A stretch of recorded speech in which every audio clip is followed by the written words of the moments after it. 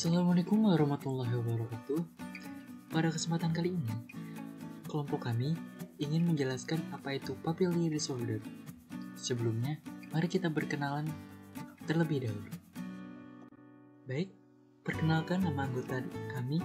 Yang pertama ada Bismi Fahman Hadilah dengan NIM 369, dan yang kedua saya sendiri Rahmat Agung Pembudi dengan NIM 425, dan kemudian yang terakhir ada Reina Satya Utama dengan NIM 431. Baik, selanjutnya kita masuk ke pembahasan apa saja yang ada di dalam video ini. Yang pertama, ada pengertian papillary disorder. Yang kedua, ada faktor penyebab. Yang ketiga, ada jenis-jenis papillary. Dan yang keempat, kriteria dan dampak papillary. Kita masuk ke pembahasan yang pertama, yaitu pengertian papillary disorder. Papillary berasal dari kata para yang artinya penyimpangan dan philia yang berarti cinta atau ketertarikan. Papillary dapat diartikan sebagai penyimpangan objek ketertarikan seksual.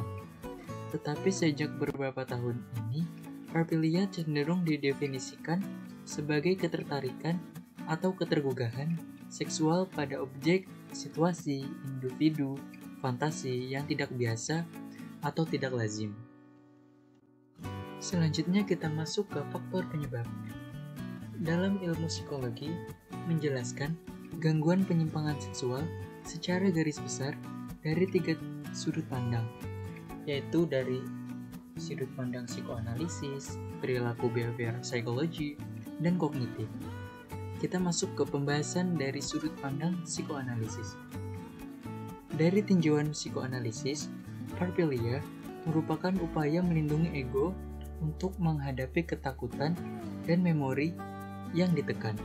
Papillary merupakan penghidupan kembali secara simbolik trauma-trauma di masa kanak-kanak. Yang dimaksud, penyimpangan yang dilakukan saat ini merupakan gambaran dari apa yang ia sendiri telah alami. Tujuannya adalah sebagai pembalasan dendam kepada orang dewasa yang telah menyakitinya ketika ia masih anak-anak. Kemudian masuk ke pembahasan dari sudut pandang behavioral. Berdasarkan pendekatan behavioral, mereka yang mengalami penyimpangan ini umumnya menjadi pria-pria yang rendah diri. Akibatnya, mereka kurang memiliki kecakapan sosial sehingga tidak mampu menjalin relasi yang normal dengan orang dewasa. Dapat pula terjadi sebaliknya. Harga diri merupakan persoalan berbentuk lingkaran setan. Karena rendah diri, orang jadi enggan bergaul. Karena jarang bergaul, tidak ada yang memberinya penguatan atau pujian akan kompetensi-kompetensinya, sehingga ia akan semakin meyakinkan diri bahwa dirinya tidak berharga atau tidak memiliki kelebihan. Ketidakmampuan ini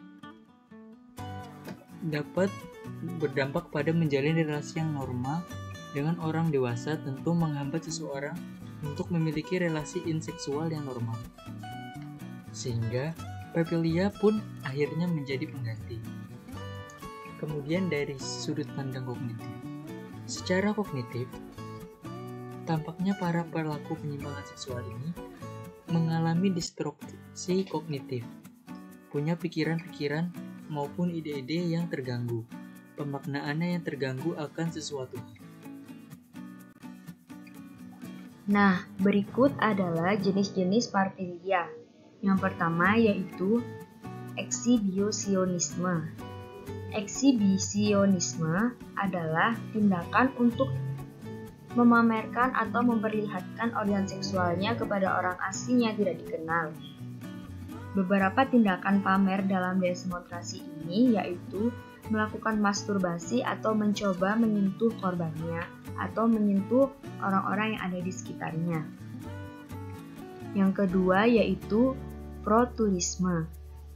Proturisme yaitu keinginan untuk menyentuh seseorang dan menularkan padanya untuk ditunjukkan. Jika orang ini tidak setuju dengan perilaku seperti itu, tindakan ini biasanya dilakukan di tempat-tempat ramai seperti di kereta, bus, atau di lift. Yang ketiga yaitu fetihisme. Fetihisme, dalam gangguan ini rangsangan seksual dilakukan dengan benda mati, paling sering dengan pakaian wanita seperti bra, celana ketat, stocking, atau sepatu, dan dengan bagian tubuh misalnya dengan kaki. Paling sering hal itu disertai masturbasi dengan penggunaan benda kesukaan. Dalam fetihisme transfashion, pakaian lawan jenis digunakan sebagai jimat. Yang keempat yaitu masokisme. Masokisme individu dengan jenis parafilia ini mengalami gairah seksual saat dipukuli, diikat atau dibelenggu, dipermalukan atau menyebabkan penderitaan dengan cara lain. Terkadang mereka membutuhkan tindakan ini dari pasangan seksual mereka atau melukai dirinya sendiri. Melakukan masturbasi saat melakukannya.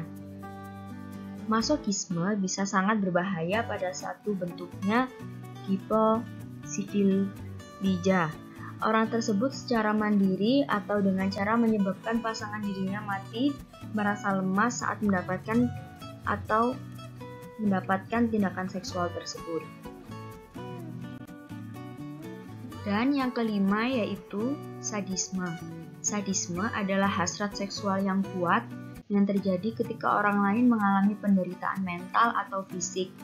Perilaku seksual termasuk memukul, memukuli atau mutilasi, terkadang sangat berbahaya bagi korban, terlepas dari apakah mereka terlibat dalam hubungan semacam itu secara sukarela atau di bawah paksaan. Kekejaman perilaku sebagai aturan meningkatnya seiring berlalunya waktu. Dan berikutnya yaitu pedofilia. Pedofil yaitu mengalami daya tarik seksual yang kuat pada anak-anak atau anak usia dini dan sering menggunakannya sebagai objek seksual. Beberapa pedofil memiliki daya tarik seksual terhadap anak-anak yang memiliki ciri khas seperti rambut pirang atau usia tertentu. Yang lainnya menempel pada kedua anak laki-laki dan perempuan, terlepas dari gejala somatik mereka. Sayangnya, dalam masyarakat kita pedofilia sudah meluas, meski tidak setiap kasus pelecehan tersebut terhadap anak diketahui oleh beberapa masyarakat. Tindakan semacam itu sering dijumpai pada gangguan kepribadian asosial. Dan jenis yang terakhir yaitu